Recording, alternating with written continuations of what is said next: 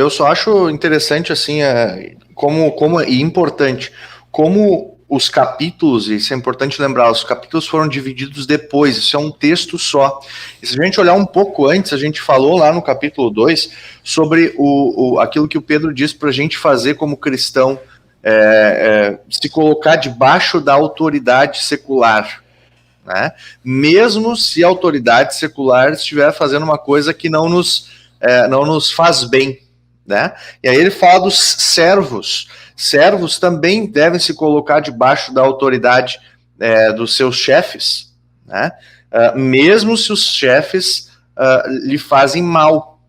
E aí vem uma coisa interessante, né? No capítulo 3 começa com as esposas, e olha como é curioso isso. Para que as esposas fazem o que fazem? Por que as esposas tratam bem os seus maridos e tudo mais? A fim de conquistá-los, olha, para que seja ganho sem palavra alguma, por meio da conduta de sua esposa.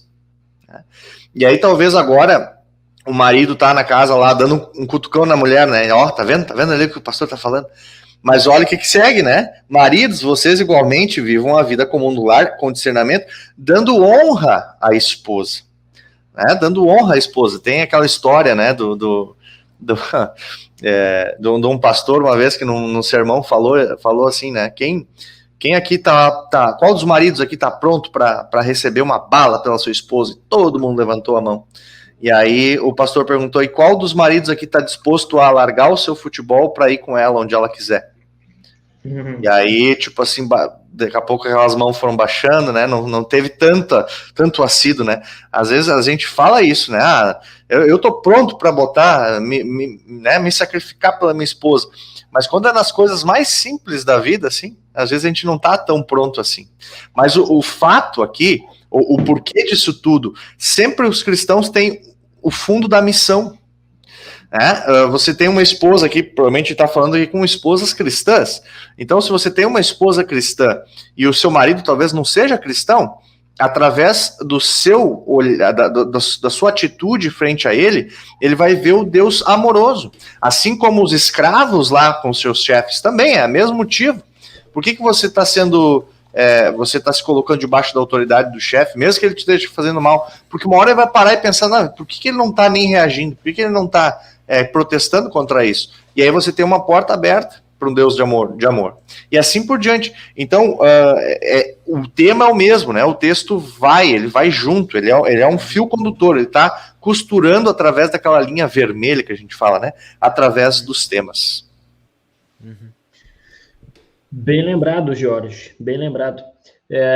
Talvez, principalmente as mulheres ali, né, a partir do versículo 3, né, o apóstolo Pedro escreveu assim sobre a beleza, né, e daí fala lá tranças no cabelo, joias de ouro, vestidos finos.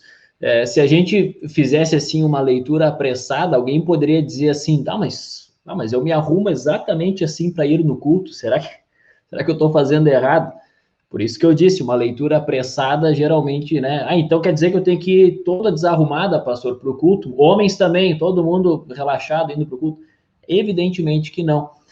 Até no final do capítulo fala das impurezas do corpo, né? O batismo nos salva não das impurezas do corpo, dessas questões externas, mas uma beleza interior, né? Fala de um espírito manso, né? Tranquilo, de grande valor diante de Deus. Então,